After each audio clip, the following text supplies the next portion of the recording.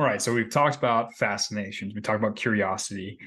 It's time for you to. This is the first time you're gonna have to sit down and come up with creative ideas and actually write. So it's appropriate that at this point we begin speaking about the creative thinking process, because now it's time for you to generate ideas for the first time, right, inside of this program. And the quality of your thinking will determine the quality of your success as a copywriter and as a person. And the process I'm going to reveal to you is going to help you come up with genius ideas to conquer the world. And I say that only half joking. The process I'm going to show you is going to allow you to come up with ideas that will disrupt entire markets. You can disrupt entire markets by coming up with ideas in this process. This is how you change businesses. This is how you change the world. This is how you change yourself, right? So it's an important process. And to be able to perform it, you need to learn more about how your brain actually functions, like what happens sort of under the hood inside of your own brain, and how the brain works and how to use it to produce the most creative ideas you possibly can. So you need to understand, before we dive into the actual process, there's a fundamental belief or a fundamental understanding you have to have about your brain. And that is that there are really two minds at work inside of your brain, right? There's the subconscious mind, which is the creative part of your mind. It's the workhorse. It's where all your thoughts come from, where all your memories are stored, where all your thinking occurs, your emotions are felt. It's this big giant, it's like the bottom part of the iceberg. You can't see it. You don't really understand how all of it works, but it does amazing things. It remembers all your math facts. It helps you remember your phone number, all that stuff, right? It's this massive, powerful supercomputer, right? And then there is your conscious mind, which is sort of above the subconscious mind. This is the part of your mind that wills and directs, filters, and controls it.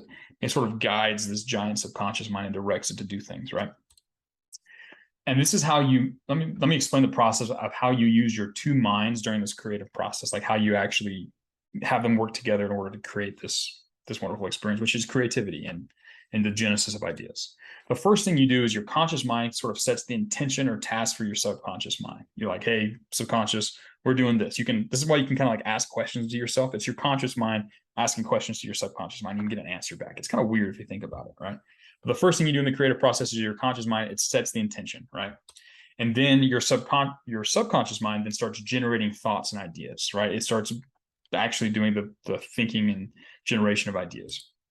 And then once it's come up with some ideas, your conscious mind starts filtering out the bad ideas and accepting the winning ideas and say, oh, no, this one's bad, this one's no good. But the subconscious mind is just spitting out ideas. It gets into a flow state and it just starts like ideas start coming out like it's a machine, right? Boom, boom, boom, boom. And the conscious mind is saying, yeah, this one's bad, this one's bad. Oh, this one's good. Oh, this one's bad. Normal filtering process. And here's kind of a cool diagram so you guys understand that a little bit better. So first, like the conscious mind, again, it decides what to do. And then the subconscious mind starts coming up with all these ideas. Boom, boom, boom, boom, boom. And then the conscious mind comes back in and it filters it out and it picks the final idea or the final ideas, right? Now, this first part of the process where you're starting to come up with a bunch of different ideas and you're branching out is called divergent thinking, right? You're trying to come up with as many options as possible.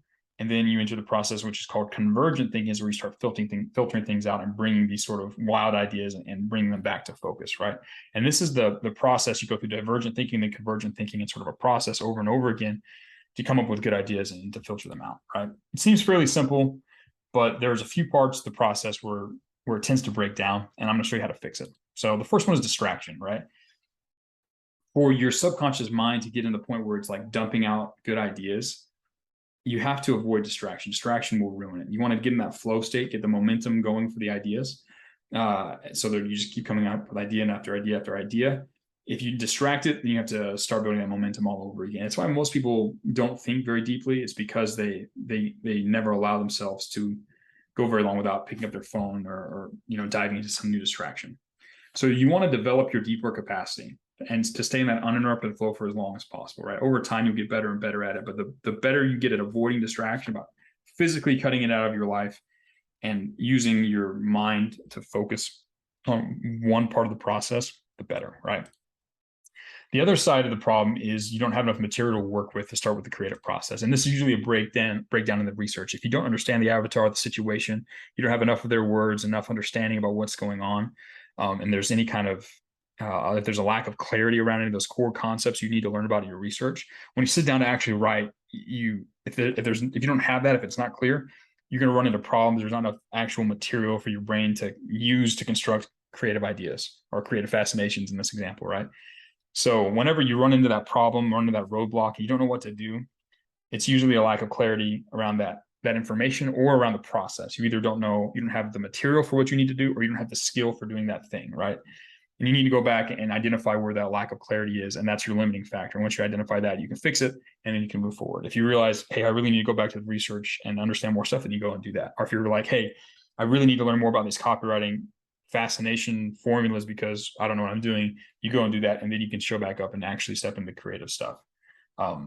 That's an important step. If you don't have enough ammunition for your subconscious to draw on, the creative process just dies. So you gotta feed it the right ammunition. You gotta give it the right knowledge that it needs, and then it can actually do what it needs to do. Now, this is a big one.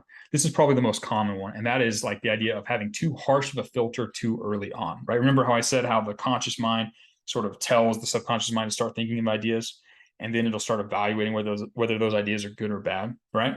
Something that happens is when you're sitting down for the first time, you're trying to do it, you're trying to come up with these ideas. Some of the first couple ideas and a lot of the ideas that you're going to come up with are going to be pretty bad, right? So if you're doing something new, you're like, your brain's testing out this new skill, and it comes up with an idea, and your conscious mind comes down too harsh on it. It's like, oh, that's a terrible idea. That's stupid. And it comes up with another idea, and the brain's like, no, that's stupid. Pretty soon, the subconscious mind, it's weird. It's like it's another person. It's like, dude, if you're going to keep being a jerk to me, I'm not going to come up with ideas, and it just stops, right? So one of the ways to get around that is to, instead of like smacking it down every time, is to give yourself permission to just let the ideas flow. So you turn off the filter part of your brain and just let the ideas flow. Like you get that momentum going, and you want to keep that momentum going as much as possible. For example, like let's say you're going to write fascinations and you were running into this problem. You could give yourself the permission to say, okay, dude, just like write 100 bad fascinations, like the worst fascinations possible. And you just like start spitting up ideas, and pretty soon you'll get into that flow state and you'll spit out ideas. And maybe maybe you'll come up with 2 bad ones, and then you come up with a good one, and then another 2 bad ones and another good one. Like everyone's got a percentage, right? But if you get enough volume out and you give yourself the permission to hit the volume, you'll be able to start mining those responses for gold. Not all of them will be great. Some of them will be good. But if you turn off the filter for a while and then filter the end, it allows you to reach that flow state for your output of creative ideas, and then you can pick the good ones afterwards, right? Instead of shutting it down too early. The other problem is that the brain is overtaxed. If you're doing back-to-back deep work sessions and your brain is like literally, you haven't taken the time to reset in between, you're going to run into problems. It'll just get worn down, and you won't be able to come up with ideas. The reset and the break in between the actual work part of each deep work session is work. It's crucial. It is extremely important. It's not just something that you're just too weak to not do. You actually need to do that to give your subconscious mind the breather it needs to reset. And you'll be surprised that, and when you do that, like if you've reached that point where you're starting to run into the end of your brain's capacity, if you take a break and get up and go for a walk for 5 minutes, you'd be surprised at how many breakthrough ideas will come to you while you're on that walk, right? There was an example I gave a while back about the illegal sexual stimulant headline as a really good example of a fascination. Gary Halpert came up with that when he was walking on the beach in between writing sessions, right? You need to give yourself a reset every so often to let that creative process come in and actually happen, right? And creativity is a skill, right? If you can develop your ability to think creatively, you learn this process of using your conscious mind to task your subconscious mind and mining it for creative resources and doing divergent thinking and convergent thinking, and avoid the mistakes I've explained. If you develop this skill, you'll be able to come up with crazy ideas, and there won't be a challenge that you face as a copywriter or in your life really that you can't come up with a unique, powerful solution to. Creative thinking is extremely important. You're going to need to develop this skill, especially now as you start writing. It's extremely important.